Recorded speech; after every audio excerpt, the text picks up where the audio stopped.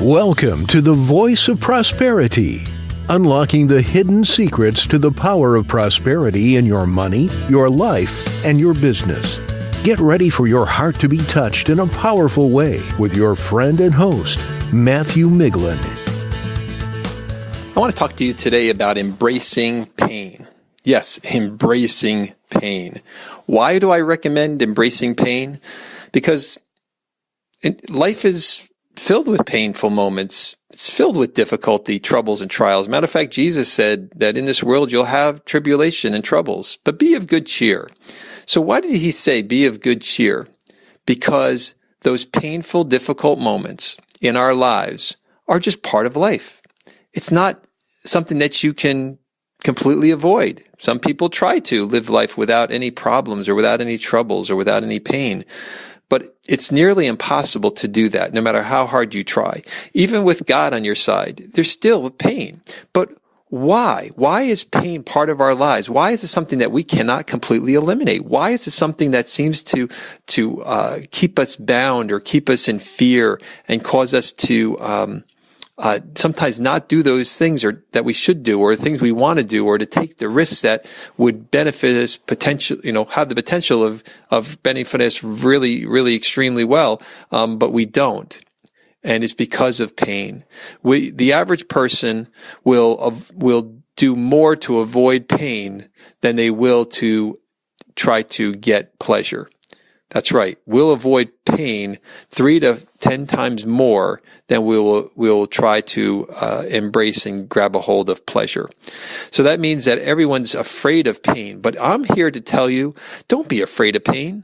Embrace pain. Why is pain so good? Well, let me tell you.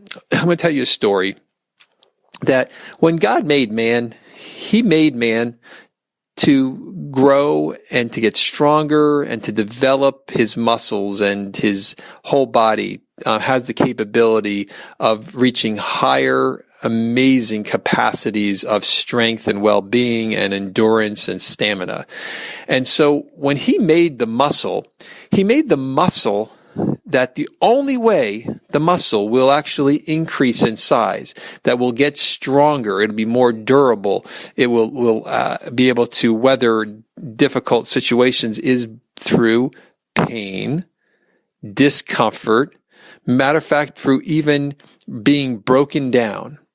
The actual muscle fibers, the only way they grow is by being broken down. They have to be broken, and they have to go through a series of painful moments in order to get stronger and bigger through the period of recovery.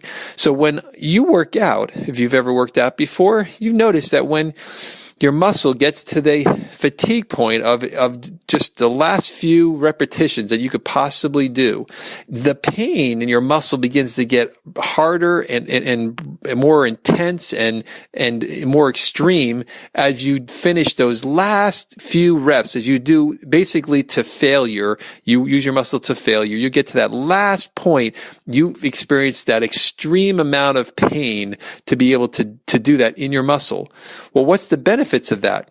The muscle now fibers have been broken down, so they will begin to rebuild in the next 24 hours to 48 hours. They will begin to rebuild, and they'll begin to make that muscle stronger than it was the first time.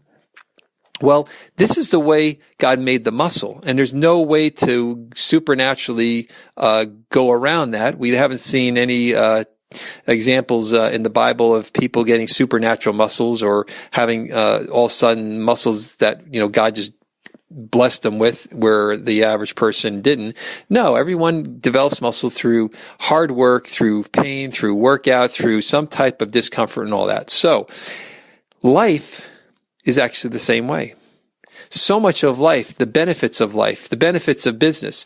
I've run a business for almost 30 years, and multiple businesses, and it's amazing through some of the difficult times, through the recessions, through the lean times when things people weren't spending as much money or in making investments in their homes and all that.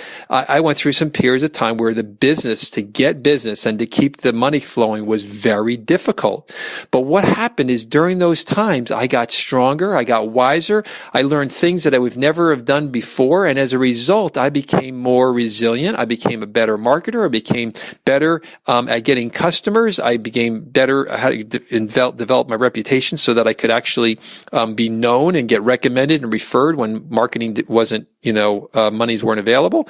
And so as a result, when the good times came, it made the good times a piece of cake. But then also at the same time, I'm not afraid of bad times again, because if more bad times come, and they do, because it's cyclical, the cycles of the financial, finances and the economy, they're cyclical. So they're constantly going up and down. So there's always going to be another time that's going to be bad. But guess what? Because of the pain I experienced, I know I can weather the storm through the next one. Whereas those who built their businesses in the good times when things were great, when things go down, they're going to just assume they can't do business because they're not going to have experienced that pain to have made them stronger and develop their business muscles.